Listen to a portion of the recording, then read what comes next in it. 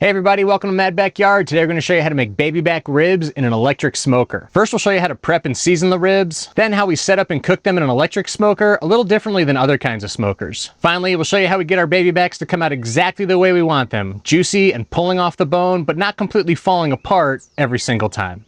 Look for a nice meaty slab of baby back ribs with a decent amount of fat running throughout the top of the rack. Most of the meat on baby back ribs sits on the top of the bones, so this is the part of the rack you really want to be looking at when comparing which one to buy. Open it up from the packaging and pat it dry with some paper towels. There's usually a channel of fat running across the top. You don't need to trim this off since it's going to help keep some of that lean meat around it from drying out, so we want to leave it in place. Baby backs are pretty lean to begin with compared to pork spare ribs, so I usually don't bother trimming off very much fat, if any. But if there's any long scraggly pieces hanging off, you can go ahead and just give them a quick trim. Flipping the ribs over, you'll see that there's a membrane that runs along the back side of the bones. Some people leave this in place, but I like to remove it because I find it makes it easier to slice and bite through the ribs after cooking. I find that ribs I buy from Costco already have this removed, so if you bought your ribs there and you're trying to figure out where the membrane is, it's probably already been removed for you.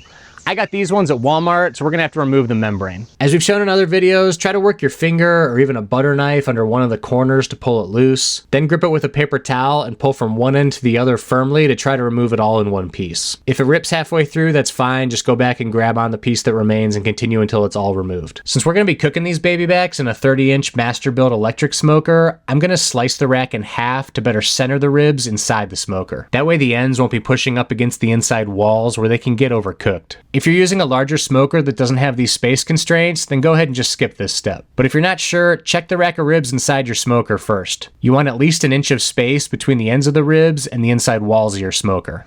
I used to use mustard as a binder on my ribs. However, I've found over time that using things like mustard or oil to get seasoning to stick can also block the smoke flavor from getting to the meat itself. Your seasoning will stick just fine to the meat as long as you put it on, then give it a little time to set in place. Today I'm using two of my favorite rubs for pork. The first one is the Gospel from Meat Church. If you watch our channel, you know we love everything that Meat Church puts out, and the Gospel is a great all-around rub to use on pork. It's really well balanced with sugar and salt, it's got a nice punch to it, and puts a beautiful mahogany color on ribs. If I could choose only one rub to use on pork for the rest of my life, it might be this one. The second rub I'm using is Honey Killer Bee from Kosmos. It's a sweeter rub, but I really like the way it pairs with the punchiness of the Gospel. I'll put links to both down below in the description if you want to check them out for yourself. Add a fair amount of rub to both sides of the ribs and the edges, but don't cake it on like crazy. You should still be able to see the meat through the rub. You don't want to completely overpower the flavor of the pork, and you also don't want to completely block the smoke from getting to the meat and flavoring it as well. Let the ribs sit with the seasoning on them for about 15 to 20 minutes while you get your smoker set up. This will give the seasoning time to work its way into the meat and also draw out some moisture. This creates a wet paste on the outside that's more receptive to absorbing smoke flavor. I typically set up my Masterbuilt electric smoker with a disposable foil pan of water on the bottom shelf. This will add some moisture to the cooking environment, and we know smoke loves moisture, so it'll help keep the meat juicier and help it absorb more smoke flavor. Even though this electric smoker comes with a built-in water pan, I like to just use a disposable foil pan to limit the amount of cleanup I need to do later. Fill the water pan before you set the temperature and preheat the smoker. Otherwise, if you preheat first, then add the water pan, the temperature will drop inside the smoker, and you'll need to wait for it to come back up again. Go ahead and set the temperature to about 250 degrees. You can go as high as 275 if you like cooking at that temperature and want to be done a little sooner. It really won't make that big of a difference. If you're not sure how to start up and set the temperature on an electric smoker, we made an entire video showing you exactly how to do this step by step. I'll put a link to it down in the description. You can use whatever kind of wood chips you like. Apple, cherry, pecan, all go great with baby back ribs. Today I'm going to be using Hickory. It has a slightly stronger flavor than fruit woods like apple and cherry, but it goes great with pork. Typically on an electric smoker, you'll need to refill the wood chips every 30 minutes or so as they smolder out. That's why I really like the slow smoker attachment on my Masterbuilt, because you can load this whole chute up with wood chips and they slowly fall down and touch the heating element. They smoke and smolder like they typically would, but you can get continuous smoke for a few hours without having to reload. It works especially great on longer overnight cooks. I'll put a link to this down in the description too if you want to check it out. Make sure you've already preheated your electric smoker and your slow smoker attachment if you're using one,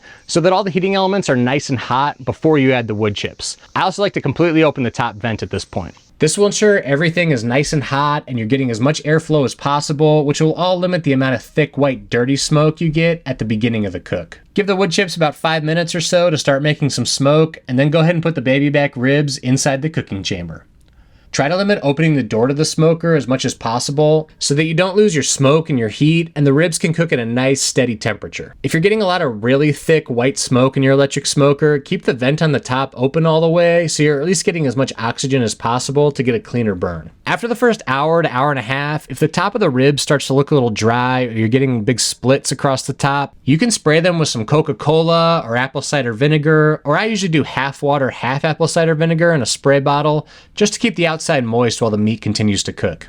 You don't need to do this over and over again, as opening the door and spraying the meat can really drop the temperature and cause them to take a lot longer to cook, just maybe 2 or 3 times at most during these first 3 hours of cooking. Once the ribs have been smoking for about 2.5 hours and have an internal temperature around 150 to 160 degrees, you can go ahead and take them out and wrap them in foil. Some people choose not to wrap their ribs at all. However, if you want that fall off the bone or pull off the bone texture and tenderness, you're likely going to need to wrap them to make that happen. You can wrap them with nothing in the foil, but if you want to add a little extra flavor and moisture, I like adding a little bit of butter and some barbecue sauce to the inside of the foil with the ribs. Today I'm using Blues Hog Championship Blend. It's one of my all-time favorite barbecue sauces. It's got a great blend of both sweetness and vinegar and tang, and it works great on baby backs. Double wrap the ribs in aluminum foil nice and tight and put them back in the smoker, but this time upside down. Remember, most of the meat on baby backs is on top of the bones, so this will allow gravity to pull some of that moisture and fat rendering down into the meat itself so that it doesn't get too dry. Now the downside is you may lose a little bit of your bark doing it this way, but I find that the tenderness I get from cooking them upside down in the foil outweighs this negative.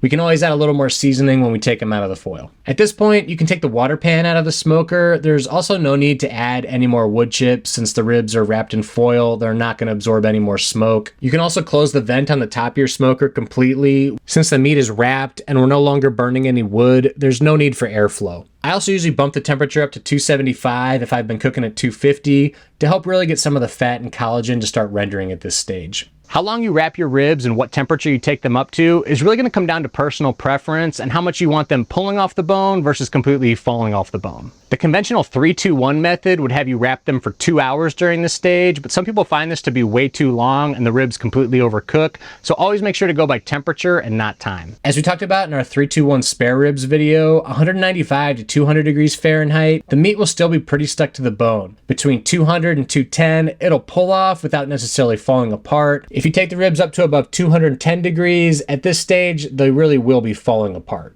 These ones cooked for about an hour and a half in the foil until they were just under 200 degrees Fahrenheit. My personal preference is that I can still pick them up, they feel bendy with a good give to them, like I could break them apart if I really wanted to, but definitely not falling apart in my hands. You should also see the meat pulling away from the bones a little bit at the ends. This is a sign that a lot of the collagen holding the meat to the bones has melted and given way, meaning they will pull away from the bones much easier now. Understand that once you take the ribs out of the foil, the meat will drop in temperature, so make sure to get them up to the temperature you want before taking them out of the foil. If they're not yet up to the temperature you want, quickly wrap them back up so they don't lose too much heat and get them back in the smoker. Once I do take them out of the foil, I like to put them back in the smoker, this time right side up again, for about 20 to 30 minutes and sauce them with barbecue sauce. This last stage is not really about cooking the ribs further. We've already taken them up to our target temperature, but now we want to put them back in to first get the bark to set back up a little bit, and then to get our sauce nice and warm and tacky on the outside. I like to take some of the drippings from the foil and mix them in with the barbecue sauce before basting the ribs. Give them about 15 minutes for the bark to set back up before you start adding sauce, then give the sauce about 15 to 20 minutes to get nice and tacky before you remove them from the smoker. So about 30 minutes total is plenty. There's really no need to rest the ribs at this point. I consider the last 30 minutes in the smoker almost like a resting stage after we took them out of the foil, so you can go ahead and slice and serve your ribs while they're still hot. The easiest way to slice is to tip them up on one edge so you can see the bones running down the back, and you can follow the angle with your knife. That's how I like my ribs right there, where you can see the bone and pull the meat away, but they're not completely just falling into a mess. So like I said, we took these up to about 200 degrees. If you want them really falling apart, bring them up to 210, 215 even. If you want them less falling apart than this, you can take them off around 195 or just don't even wrap them at all. It's like a steak. It's really up to you, whatever your personal preference is.